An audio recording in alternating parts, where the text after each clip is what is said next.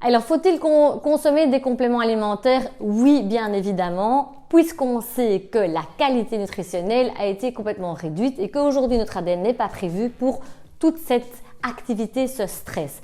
Donc, si je veux en fait pouvoir équilibrer et avoir une qualité nutritionnelle suffisante, je devrais manger toute la journée, chose impossible puisque je deviendrais obèse. Donc du coup, on sait qu'effectivement, la qualité nutritionnelle ne peut être améliorée que par complémentation en fonction évidemment de l'état du fonctionnement, de l'état de stress, du fonctionnement de la personne. Donc, les gens qui sont stressés vont devoir effectivement prendre des complémentations, par exemple en magnésium ou en plantes adaptogènes pour pouvoir être adaptés. On sait qu'évidemment, tous ces produits qui sont raffinés et transformés ont perdu leur qualité puisqu'une fois que c'est du raffiné, il n'y a quasiment plus rien dedans.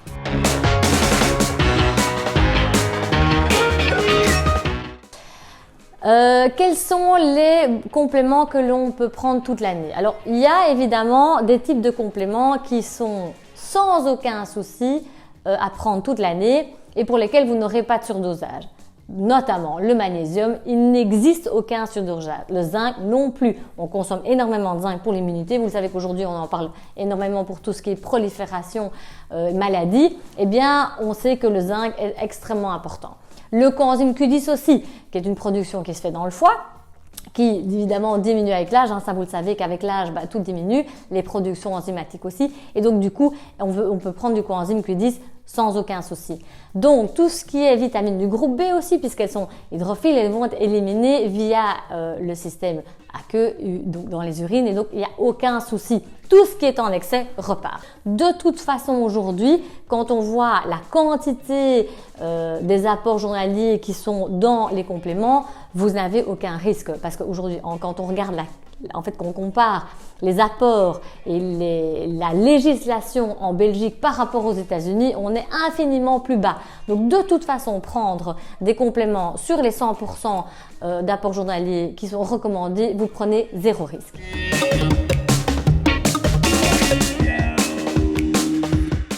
Alors, devons-nous tous prendre les mêmes types de compléments ou est-ce qu'il faut une complémentation adaptée? Bien évidemment, vous allez comprendre que je vais vous dire que dans tout ce qui est basic to basic, on peut prendre tous la même chose parce qu'on est tous sujets au stress, tous sujets à la pollution, tous sujets à plein de choses.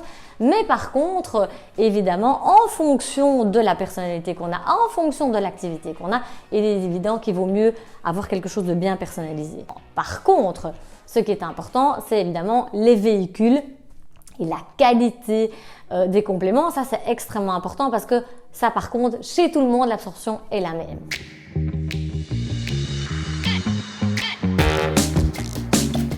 Alors, comment assurer une bonne efficacité? Ça, c'est de la supplémentation, c'est très important parce qu'évidemment, en fonction du type de molécules que vous allez choisir, eh bien, ça va avoir un impact. C'est un peu comme si je vous dis, moi, je demande à un taxi de m'amener à un point A et en fait, il me dépose à un point B. C'est pas là que je dois aller.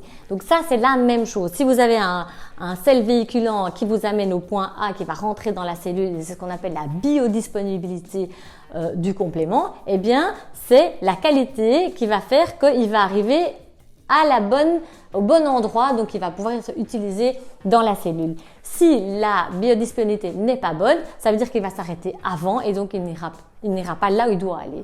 Donc il n'y aura pas d'intérêt. Donc ça, c'est très important. Alors forcément, vous allez me dire, mais pourquoi alors du coup, on a tellement de types de sels véhiculants différents? C'est parce que c'est en général une question de coût.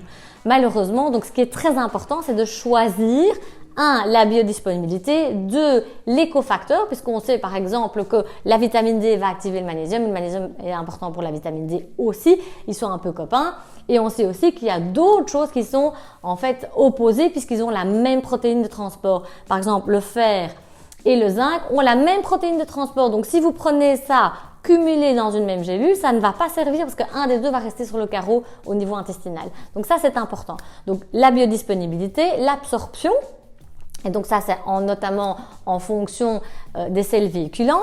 Qu'est-ce qu'on a aussi? C'est les dosages. Ça, c'est très important parce que si vous avez un produit qui est sous-dosé et que vous devez prendre 10 gélules 4 fois par jour, c'est complètement inimaginable. Il vaut mieux avoir quelque chose de bien dosé et qui correspond effectivement aux besoins dont vous avez.